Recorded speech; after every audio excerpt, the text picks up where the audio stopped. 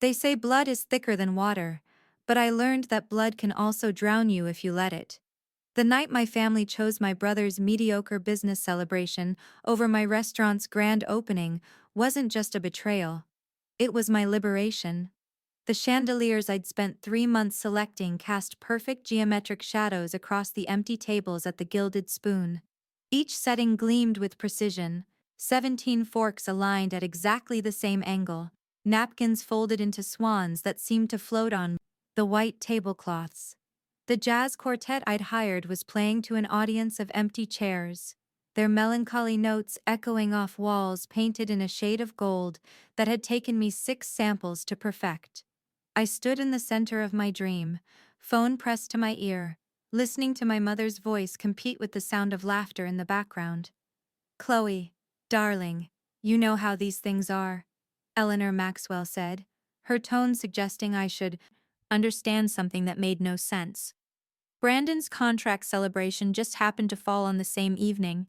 The entire family is here in the backyard. You understand, don't you? Business is business. Through the phone's speaker, I could hear my father's booming laugh, the clink of champagne glasses, and Brandon's voice saying something about quarterly projections. They were all there, every aunt, uncle, and cousin who'd received my hand-delivered invitations 3 weeks ago. The invitations I'd designed myself, printing each one on paper infused with thyme and rosemary from my own herb garden. "I sent the invitations 3 weeks ago, Mom. I texted you this morning. 3 times. Oh, those texts. My phone has been acting up. You know how technology is with me." Another lie, smooth as the butter I'd been clarifying all afternoon. In the background, I heard her respond to someone's comment about the weather being perfect for an outdoor party. I ended the call without saying goodbye. The silence that followed was so complete, I could hear the candle wax dripping onto the tablecloths. Maria, my head server who'd worked with me since my food truck day, time 0.3s, appeared at my elbow with a glass of the champagne we'd been saving for toasts. "They're not coming, are they?" she asked, though we both knew the answer. I took the champagne and drank it in one long swallow. "No. They're at Brandon's party. Apparently, his new contract for office supplies is more celebration-worthy than my life's work." Maria's weathered hand touched my shoulder. "You want me to send the staff home?" I looked around the restaurant, at the menu I'd spent 2 years perfecting, at the kitchen where my team was putting finishing touches on dishes that would never be served tonight. "No. We stay open. Someone might still come." No one came. At midnight, I stood in my empty restaurant scrolling through Instagram. Brandon had posted a photo of the family gathered around a cake shaped like a dollar sign. The caption read, "Blessed to have the best support system. Family first, #Maxwell. Empire, #bigger things."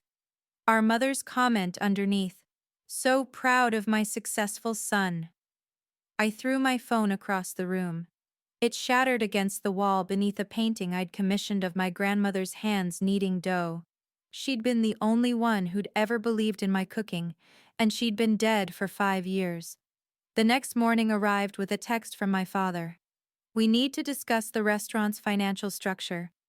Richard Maxwell never asked about anything unless he wanted to control it or profit from it. I didn't respond. Instead, I opened my laptop and composed an email that would change everything. "To the Maxwell family," I typed, my fingers steady despite the rage burning through my veins. "Effective immediately, the Gilded Spoon will no longer welcome any members of the Maxwell family as guests. This includes reservations, walk-ins, and private events. This is not personal. This is business, a concept you all seem to value above everything else. Do not contact me regarding this decision. It is final." I copied everyone: Eleanor, Richard, Brandon, and the extended family members who'd chosen Brandon's backyard barbecue over my grand opening. Then I hit send. My phone exploded within seconds. 17 missed calls from Eleanor, 12 from Richard, and a series of increasingly angry texts from Brandon that progressed from very funny to "you're being childish" to "dad's going to lose his mind." I turned off my phone and got to work. The locksmith arrived at 9. By noon, I'd changed every lock on both the restaurant and my apartment. The security company installed cameras by 3. As they worked, I remembered all the times my family had treated my home like their personal hotel, showing up unannounced, eating my food, borrowing money they never returned, and leaving me to clean up their messes, both literal and metaphorical. By evening, Brandon was standing at the restaurant's back door, holding a box from his party. "Jules," he called through the glass, using the childhood nickname I'd told him to stop using years ago. "I brought you cake. Come on, open up. You're being ridiculous." I looked at him through the window, this golden boy who'd been given everything while I'd had to fight for scraps of attention. "The invitation was hand-delivered to your apartment. I texted Mom 3 times yesterday. You chose your party. Stay there. It wasn't like the Dad said your thing was just a soft opening, nothing formal." "Goodbye, Brandon." I pulled down the shade. The next morning, I hung a sign on the door. "Due to overwhelming support, the Gilded Spoon is now reservation only. We do not accommodate walk-ins, regardless of blood relation." Someone took a photo and posted it online. Within hours, it had gone viral on food blogs and Twitter. The comments ranged from, "This is my new hero," to "Family boundaries served better than any meal," to "Tell Brandon to eat his humble pie elsewhere." The restaurant started filling up. People came from neighboring states just to support someone who'd stood up to family bullying.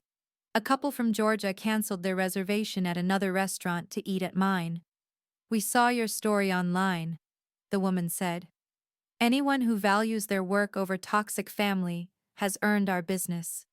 Richard showed up at my apartment 2 days later, avoiding the restaurant where he knew cameras and potential media attention waited.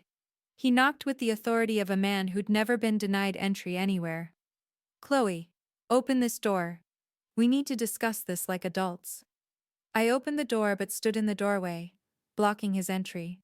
"We can talk here." "This is absurd. We're not enemies, Chloe. We're family." Time 0.4s. "No, you're people who remember I exist only when you need money or someone to cook for your events. What do you really want, Dad? Control? Shares in my restaurant?" His face darkened. "Don't be paranoid." I pulled out the folder I'd been keeping by the door, anticipating this moment. "These are my incorporation papers. The Gilded Spoon is registered as an LLC solely in my name. Every recipe is copyrighted. Every supplier contract is mine. Every decision is mine." I watched his face change as he realized he had no leverage. "Surprised I have lawyers? Funny how people thrive when they stop waiting for permission." "We only wanted you to succeed," he said, the lie falling flat between us. "No, you wanted me manageable. You wanted me grateful for scraps while you feast at Brandon's table. Well, I'm done being your backup plan." He turned to leave, then paused. "This will come back to bite you, Chloe. You're burning bridges you'll need later.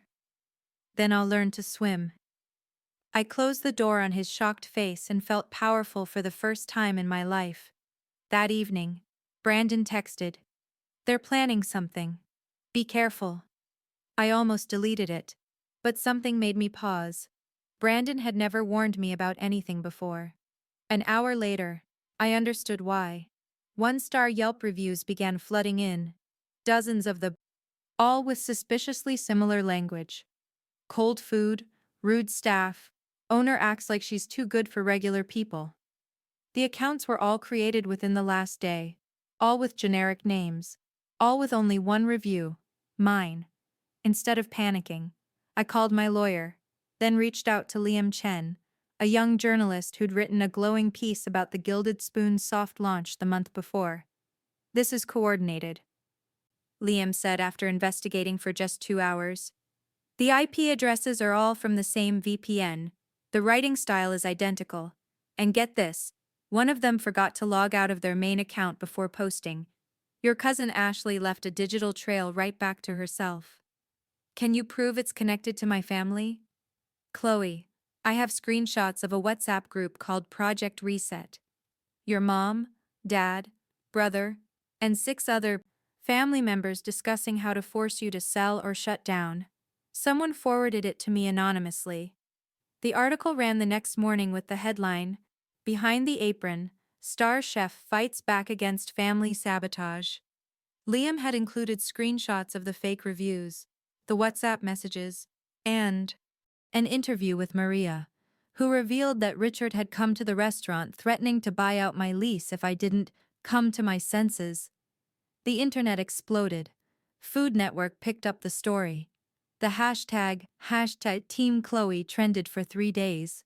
My reservation book filled up for the next 3 months. A woman walked into the restaurant and handed me a $1,000 tip just for standing up to them. I cried in the walk-in freezer, not from sadness, but from relief.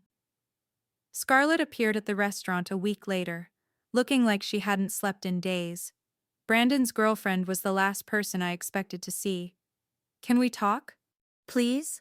I have something you need to see. I almost turned her away, but something in her eyes stopped me. We sat in my office as she pulled out her phone with shaking hands. I've been in the WhatsApp group. Brandon added me months ago. I've seen everything they've written, everything they've planned. She slid her phone across the desk. I've been taking screenshots since the beginning. Your mother called you ungrateful. Your father said you needed to be taught a lesson. Brandon. She paused, tears forming.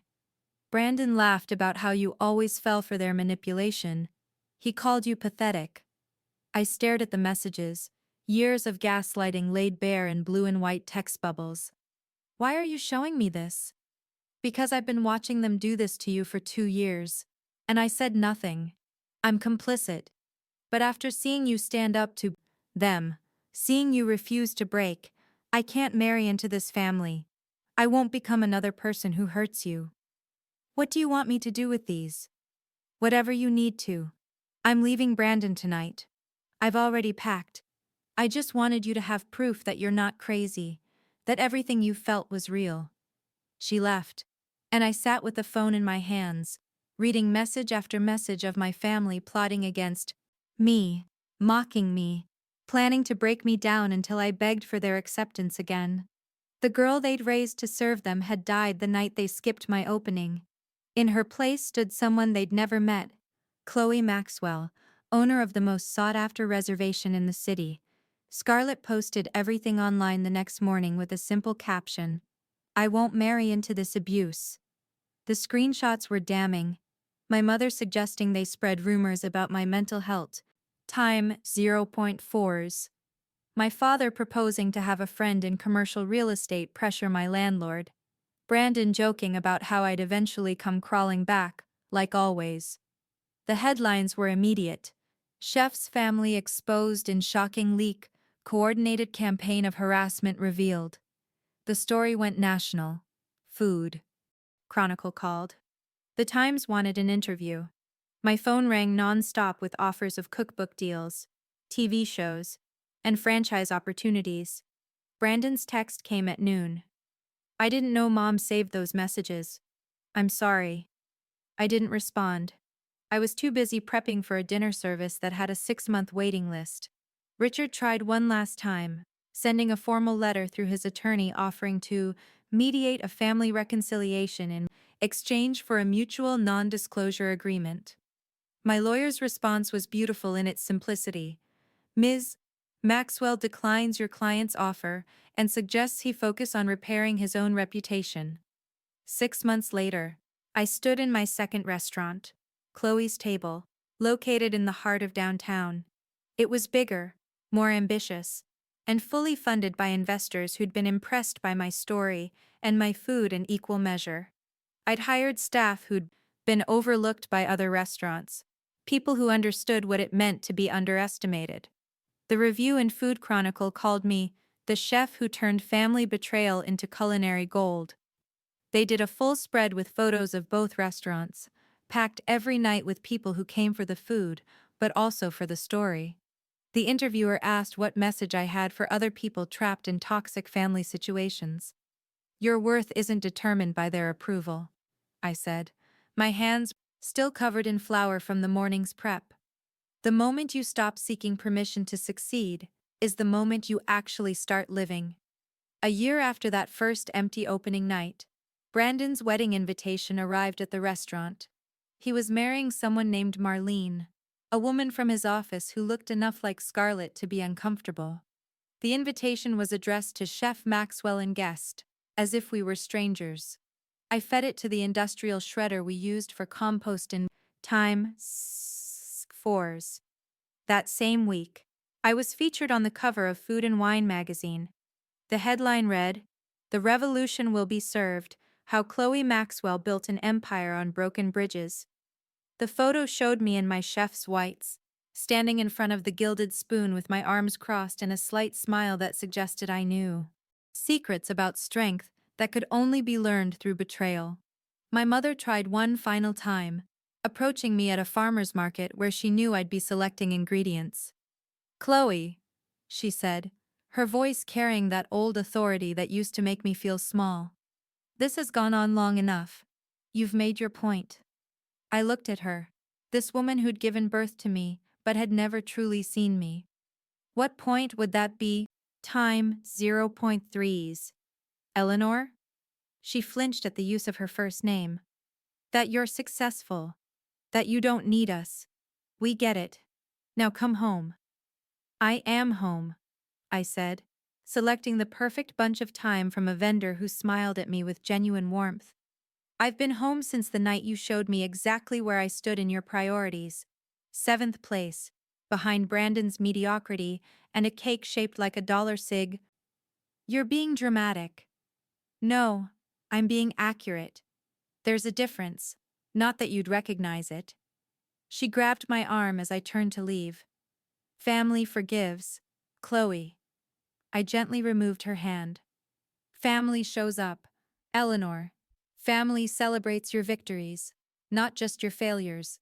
Family doesn't plot your destruction in WhatsApp groups. What you call family, the rest of the world calls abuse." I left her standing there among the heirloom tomatoes and organic carrots, looking older than I'd ever seen her. But I didn't look back. I had prep to do for a restaurant full of people who actually wanted to be there. 2 years after the opening night that changed everything, I was teaching a masterclass at the Culinary Institute. A young woman in the front row raised her hand. "Chef Maxwell, my family says I'm wasting my time trying to become a chef. They want me to study business like my brother. How do you handle that?" I looked at her, seeing my younger self in her uncertain eyes. "You cook," I said. "You cook with such passion and skill that your success becomes undeniable. And when they finally want to taste what you've made, you remind them that your table, like respect, requires a reservation." The class laughed, but the girl nodded, understanding flooding her face. After class, Maria called to tell me that Richard had been spotted trying to make a reservation under a fake name. What should I tell him if he calls again? Tell him what we tell everyone else. We're booked solid for the next time 0.4s.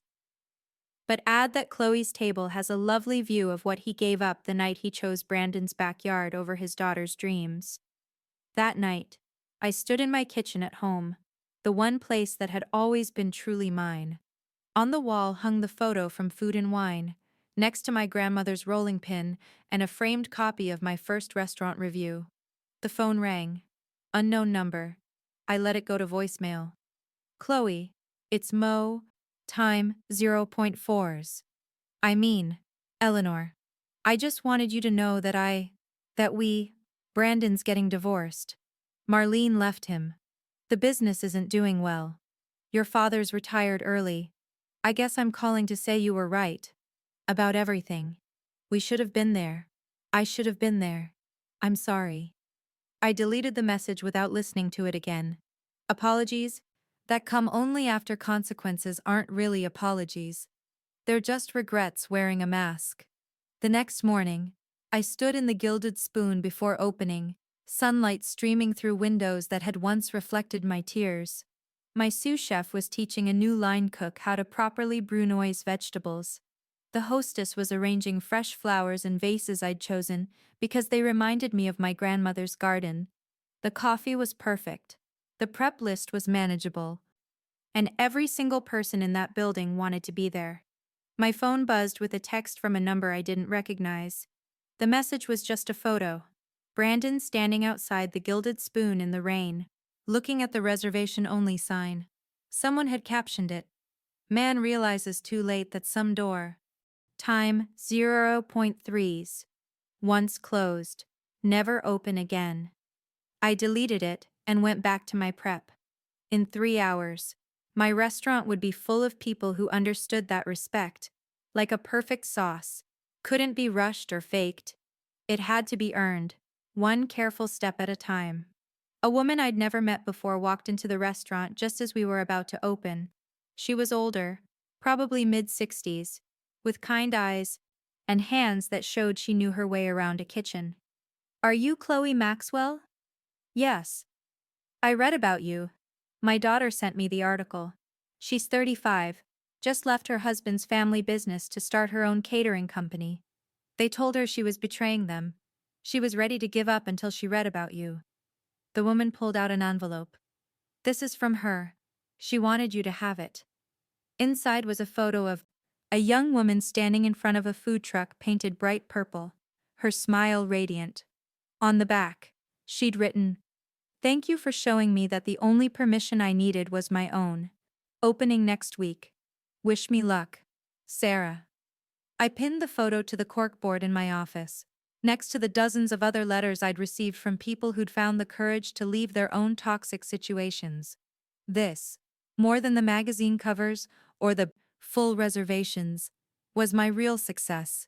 That evening, as I expedited orders during the dinner rush, Maria pulled me aside. "There's someone here asking for you. Says she's your cousin Ashley." Ashley. The one who'd written one of those fake reviews. "Tell her the chef is unavailable.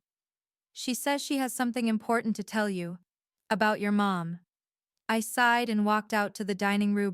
Time 0.4s.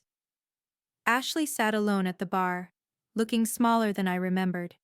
When she saw me, tears immediately filled her eyes. "Chloe, I'm so sorry. About the review, about everything. I was just following what Uncle Richard said. Time 0.3s. And what about my mother? She's been going to therapy. Has been for 6 months. She wanted me to tell you that she understands if you never forgive her. But she's trying to change. Really change. Not just say the words." Why isn't she telling me this herself? Because her therapist said she needed to respect your boundaries. That contact should be your choice, not her pushing. She's been working on understanding why she treated you the way she did. I studied Ashley's face, looking for the manipulation I'd learned to expect from my family. But all I saw was genuine remorse. "Tell her I'm glad she's getting help. That's all." Ashley nodded and left. I went back to my kitchen, back to the life I'd built from the ashes of their betrayal. 5 years have passed since that empty opening night. The Gilded Spoon now has 3 locations. Chloe's Table has a Michelin star. I published a cookbook called No Reservations, Recipes for Independence, that spent 6 months on the bestseller list. The dedication reads, "To everyone who's been told they're not enough, you are. You always were." Last week, I was at the farmer's market again, selecting herbs for a new menu, when I saw Richard. He was older, grayer, moving slowly. He saw me and stopped, our eyes meeting across the bins of summer squash. For a moment, I thought he might approach. Instead, he simply nodded and walked away. That night, Brandon sent an email to my business address. It was formal, professional. "Chef Maxwell, I would like to inquire about the possibility of hosting a private event at the Gilded Spoon. I understand your policy regarding family members. I'm writing to ask if, after 5 years, Time 0.3s. You might consider an exception, not for a family event, but for a charity fundraiser for childhood hunger. I remember you always cared about that cause. If you're willing, I'd like to discuss this further. If not, I understand and won't contact you. Again, Brandon. I stared at the email for a long time, remembering the boy who'd once shared his Halloween candy with me when our parents forgot to take me trick-or-treating. That boy had been buried under years of privilege and parental favoritism, but maybe he was still in there somewhere. I typed my response. Mr. Maxwell, the Gilded Spoon would be honored to host a charity event for childhood hunger. Please have your event coordinator contact our events manager to discuss details. The restaurant will donate 50% of proceeds to the cause. This is a one-time exception based on the charitable nature of the event. Personal relationships will not be discussed. Chef C. Maxwell. Maria found me crying in the office after I sent it. You okay, boss? I don't know. Maybe I'm getting soft. She sat down across from me. Or maybe you're just getting free. Forgiveness doesn't mean forgetting, Chloe. It means choosing what serves you now, not what hurt you then. The charity event is next month. Brandon's assistant has handled all the communication. I won't be there that night. I'll be at Chloe's table, running service like any other evening. But I've created a special menu for the event, each dish named after a child from the local shelter, their favorite foods elevated to fine dining status. It's my way of saying that everyone deserves a seat at the table, but some tables you have to build yourself. Yesterday, a young culinary student interviewed me for her thesis on women in the restaurant industry. Her last question caught me off guard. Do you ever regret cutting off your family? I thought about the empty tables that first night, the sound of my mother's laughter at Brandon's party echoing through the phone, the years of being invisible unless I was used few time 0.4s. Then I thought about the full restaurants, the staff who'd become my chosen family, the young chefs who wrote to say I'd inspired them to pursue their dreams despite family opposition. Regret is the wrong word, I told her. I grieve sometimes for the family I wish I'd had, the parents who might have celebrated my success instead of resenting it. But regret? No. You can't regret saving your own life. She wrote that down word for word, then looked up at me. My parents want me to be a doctor like my sister. They say cooking is beneath our family's status. I pulled a card from my pocket and handed it to her. That's my direct line. When you graduate, call me. I have a space for someone who understands that cooking isn't about status. It's about nourishing people. Time 0.3s. And sometimes the first person you need to nourish is yourself. Tonight, as I write this, the Gilded Spoon is closed for a private event. Not the charity dinner. That's next month.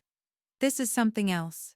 Maria is retiring after 40 years in the industry, 5 of them with me.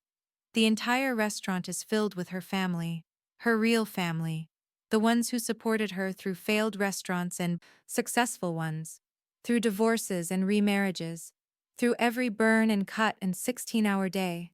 I watch them through the kitchen window, see how they toast her, how they cry with joy at her achievements, how they've flown in from around the country just to be here. This is what family looks like when it's healthy. It shows up. It celebrates. It doesn't keep score or demand payment or threaten withdrawal of love as leverage. My phone buzzes with a message from Eleanor. I've unblocked her number recently, though I'm not sure why. I saw the news about Maria retiring. I remember you mentioning her years ago. I'm glad you had her. I'm sorry I wasn't her. I don't respond, but I don't delete it either. Growth, Dr. Kim, my therapist, says, isn't linear. Sometimes it's just learning to hold pain and peace in the same hand without letting either define you. As Maria's party continues, I step out the back door for air. The alley that once felt like an escape route now feels like a throne. I built this. Not just the restaurant, but the life, the boundaries, the Self-respect that no one can take away because I didn't ask for permission to claim it. A young server, hired just this week, pokes her head out. Chef, Maria is asking for you. She wants to make a toast. I walk back into my restaurant, into the warmth and noise and joy that I created from nothing but determination and the radical idea that I deserved better. Maria raises her glass when she sees me, and the room quiet. To Chef Chloe, she says, her voice carrying across the room. Who taught me that sometimes the best family is the one you choose, and the best revenge isn't revenge at all. It's success so bright that those who doubted you have to shade their eyes to look at it. Everyone raises their glasses, and I raise mine in return. Not to them, but to the girl who stood in an empty restaurant 5 years ago and chose herself over their approval. She didn't know it then, but that was the moment she became free. The party continues late into the night. Tomorrow, there will be prep and service and the controlled chaos that I've grown to love. There will be no calls from family asking for favors, no guilt trips about missing Brandon's latest achievement, no suggestions that I'm selfish for succeeding without them. There will just be the work, clean and honest and mine. And that, more than any magazine cover or Michelin star or viral social media moment, is the true victory. I didn't just escape my toxic family, I transcended them. And in doing so, I discovered that the only permission I ever needed was my own. The last thing I do before leaving the restaurant is check tomorrow's reservation list. Every slot is filled, as usual. But there's a note from my hostess about a special request. A woman called saying her daughter is afraid to pursue culinary school against her family's wishes. She asked if they could just walk through the kitchen, just see that it's possible. I write a note back. Give them the full tour. Tell the daughter this. Every great chef starts by learning to trust their own taste. The rest is just practice and persistence. As I lock up and head home, I think about that empty opening night one more time. How it felt like the end of everything. How it was actually the beginning. How sometimes the people who are supposed to love you most are the ones you need to love yourself enough to leave behind. My phone buzzes one last time. A text from a number I don't recognize, with a photo attached. It's a young woman in chef's whites, standing in what looks like a food truck. The message reads, "You don't know me, but I saw you speak at the CIA 2 years ago. Today I opened my own place. My family didn't come, but I remembered what you said about choosing yourself.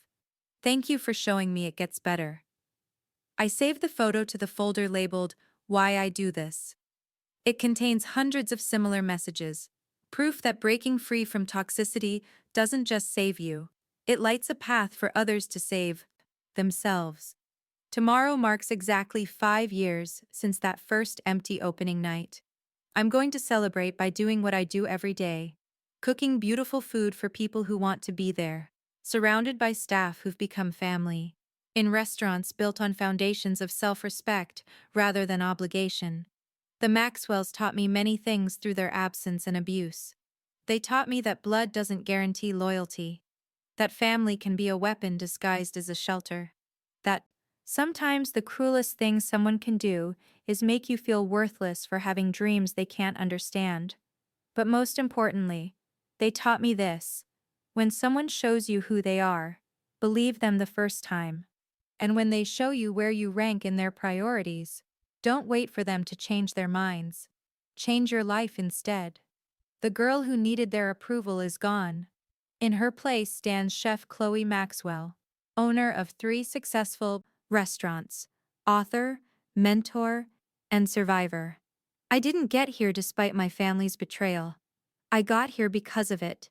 Their absence taught me to fill my own cup.